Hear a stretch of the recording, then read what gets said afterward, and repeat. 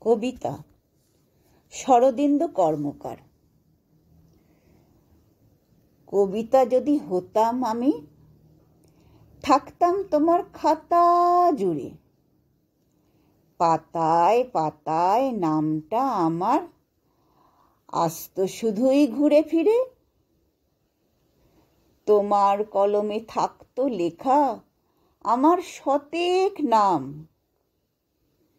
কখনো ভাসতাম গভীর প্রেমে, কখনো বা অভিমান। সদাই তুমি ভাবতে আমায়, থাকতে ভীষণ ব্যস্ত।